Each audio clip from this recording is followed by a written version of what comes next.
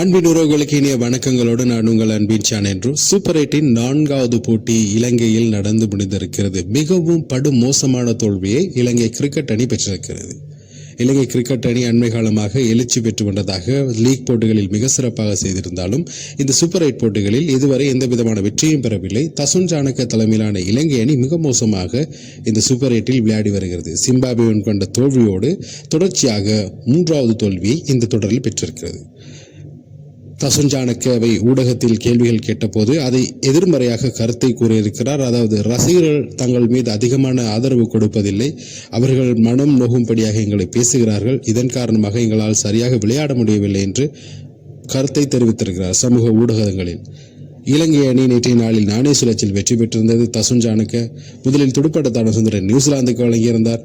New Zealand முதலில் ஆரம்பமாக தடுமாறினாலும் பின் சாண்டனுடைய மிக சிறப்பான துடுப்பாட்டம் நியூசிலாந்தினுடைய மிகப்பெரிய ஓட்ட எண்ணிக்கைக்கு வழிநடத்தியிருந்தது. நியூசிலாந்து உண்மையிலே பந்து வீச்சிலும் நேற்றைய நாளில் கலக்கி மிகப்பெரிய வெற்றி ஒன்றை பதிவு செய்து கொண்டு அரையிறுதி வாய்ப்பை தக்க வைத்துக் கொண்டது இந்த 2026ஆம் ஆண்டிற்கான T20 உலகக்கிண்ண போட்டியில். நியூசிலாந்தை பொறுத்தவரை நியூசிலாந்துக்கு முதல் ஆரம்ப துடுப்பாட்ட வீரர்கள் பங்குகள் மிக சிறப்பான ஆரம்பத்தை எடுத்துக் கொடுத்தாலும் இடை நடுவே மிக சிறப்பான இளைஞருடைய பந்து வீச்சு நியூசிலாந்தை கதிகலங்க வைத்திருந்தது. ஆனால் நியூசிலாந்து 16வது ஓவர் வரை 6 விக்கெட்டுகளில் இருந்து மிக மோசமான துடுப்பாட்டத்தை ஆடிக்கொண்டிருந்த வேளையில் மிக சிறப்பான இணைப்பாட்டத்தை புரிந்து கொண்டார் அணித்தலைவர் சாண்டனர் மற்றும் மெக்கோச்சியும் சாண்டரும் இணைந்து பெற்றுக்கொண்ட இணைப்பாட்டம் மிக சிறப்பானது. மெக்கோச்சியை பொறுத்தவரை நியூசிலாந்து கழகமட்ட போட்டிகளில் 9 சதங்களை கடந்திருக்கிறார். அவர் ஒரு சகலத்துறை வீரர்.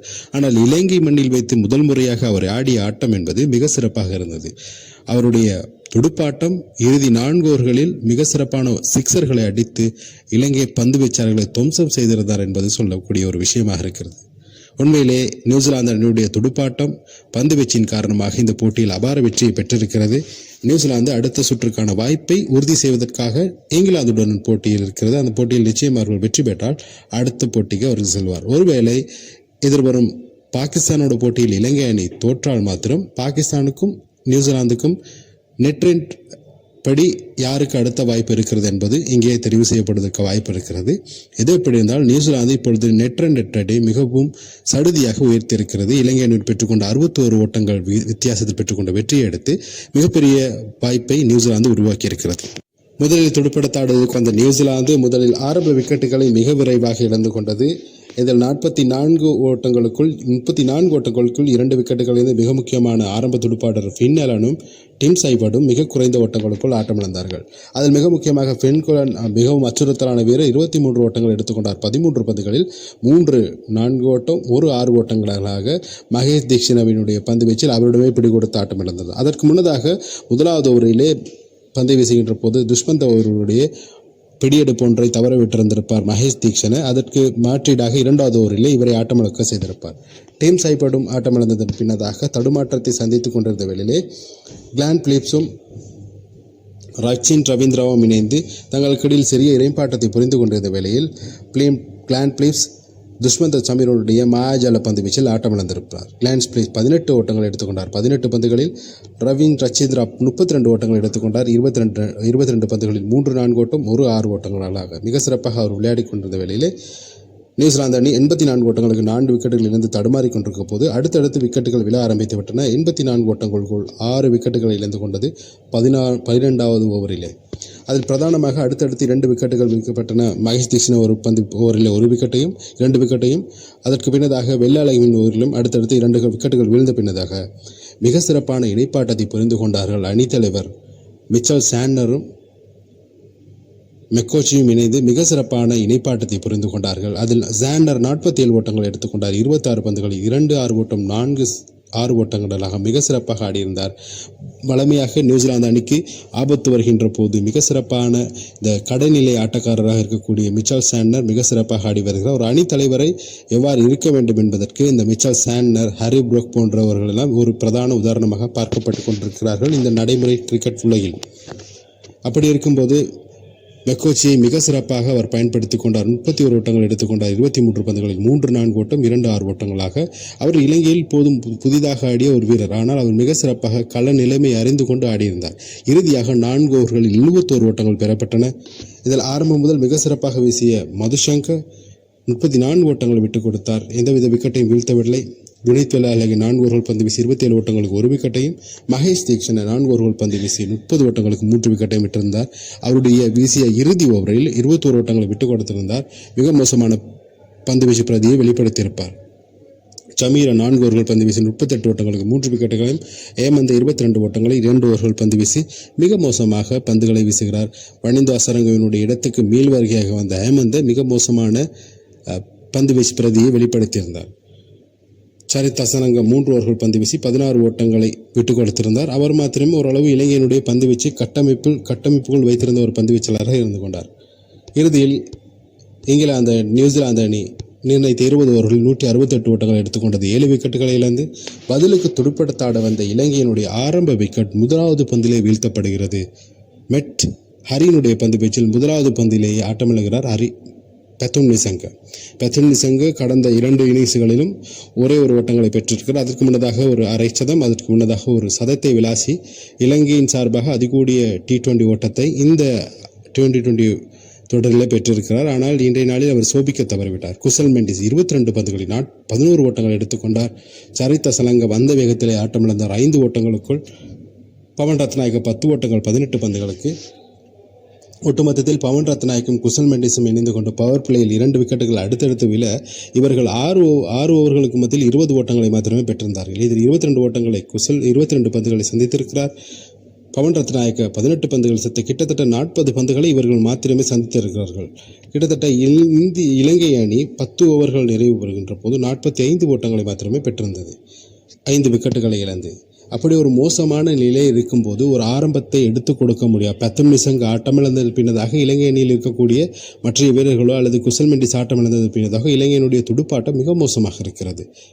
பந்து வீச்சை சறுக்கின்ற போது துடுப்பாட்டத்தில் சறுக்கிறார்கள், துடுப்பாட்டத்தில் சிறப்பாக செய்கின்ற போது பந்து வீச்சில் தருகுகிறார்கள். இலங்கையினுடைய ஒரு கட்டமைப்பு இல்லாமல் மிக மோசமாக இருக்கிறது.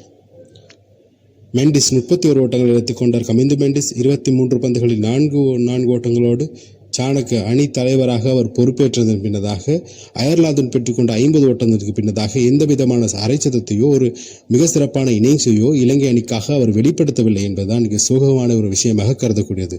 அவர் ஹரி புரோக் எப்படி தான் இங்கிலாந்து அணியை வழிநடத்துகிறாரோ அல்லது நியூசிலாந்து அணியினுடைய சாண்டர் எப்படி இருக்கிறாரோ, இந்திய அணியினுடைய சூரியகுமார் யாதவ் எப்படி இருக்கிறாரோ, ஆப்கானிஸ்தான் அணியினுடைய ரஷீத் கான் எப்படி இருக்கிறாரோ, அது போன்ற ஒரு அணித்தலைவராக T20 ஃபார்மட்டில் இலங்கை அணி சார்பாக அவர் இல்லை என்பது மிக மோசமான ஒரு கவலைக்குரிய விடயம். காரணம், ஆசிய கிண்ணம் 2022 ஆண்டு உங்களுக்கு ஞாபகம் இருக்குமா தெரியாது, இலங்கை அணி சார்பாக ஒரு ஆசிய கிண்ணத்தை வெற்றி கொண்டது ஒரு தலைவர். அன்று இருந்த ஃபோம் இப்போது அவருக்கு இல்லை.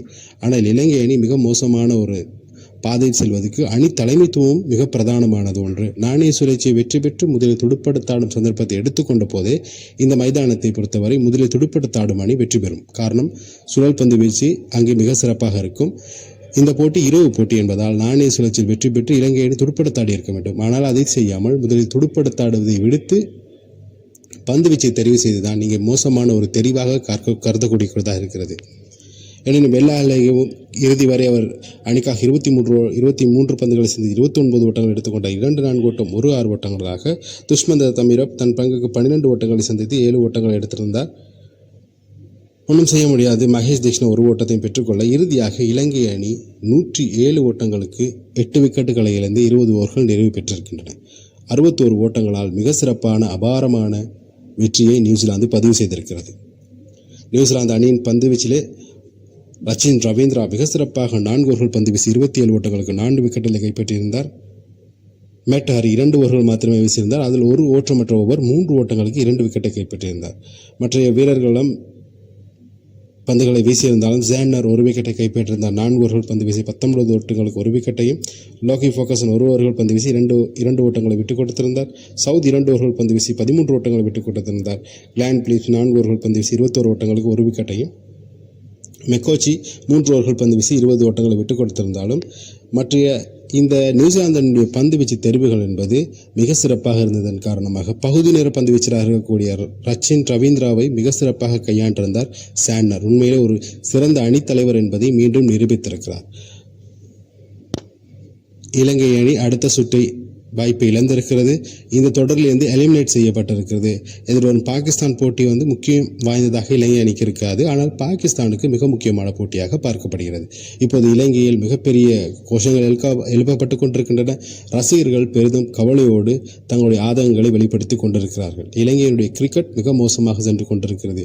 இலங்கை கிரிக்கெட் முத்தையா முரளிதரன் முன்னே சாம்பவான் முத்தையா முரளிதரன் ஒரு நேர்காணலில் கூறியிருப்பார், இலங்கை அணியை கட்டமைப்பது என்பது மிக மோசமான ஒரு விடயம், இலங்கை அணியை கட்டமைக்க முடியாது அப்படிங்கிற மாதிரி சகோதர மொழியில் சொல்லியிருப்பார் சிங்களத்தில். ஆனால் அது உண்மை போல் தெரிகிறது. இலங்கை அணியை மீட்டெடுப்பது என்பது மிகவும் கடினமான ஒரு காரியமாக நானும் பார்க்கிறேன். ஒரு இலங்கையிலிருந்து கிரிக்கெட்டை பார்த்து கொண்டிருக்கும் ஒரு ரசிகனாகவும் இதை நான் வெட்கமுடன் சொல்வதற்கு வேதனையாக என்னுடைய பதிவை எடுக்கிறேன். இலங்கை அணிக்கு இந்த வெற்றியை உறுதி செய்து கொண்டு அரையிறுதிக்கு செல்வதற்கான வாய்ப்பிருந்தும் மிக மோசமான ஒரு தோல்வியை சந்திப்பதன் காரணமாக எதிர்வரும் காலங்களிலும் இலங்கை அணி ஒரு மோசமான ஒரு பின்னடைவை சந்திக்கும் என்பதில் எந்த மாற்று கருத்தும் இல்லை. நாளில் மிக முக்கியமான போட்டிகளாக ஜிம்பாப்வே மற்றும் இந்திய அணிக்கு ஒரு போட்டி, பகல் வேளையிலே தென்னாப்பிரிக்கா மற்றும் மேற்கிந்திய தீவு அணிகளுக்கு போட்டிகள் நடைபெற காத்திருக்கின்றன. அது தொடர்பான ஸ்கோர் விவரங்களை உடனுக்குடன் தருவதற்கு காத்திருக்கிறேன். அதுவரை உங்களிடம் விடைபெறும் நான் உங்கள் அன்பின் ஷியான் என்று மற்றும் ஒரு காணொலியில் உங்கள் அனைவரையும் சந்திக்கிறேன். நன்றி.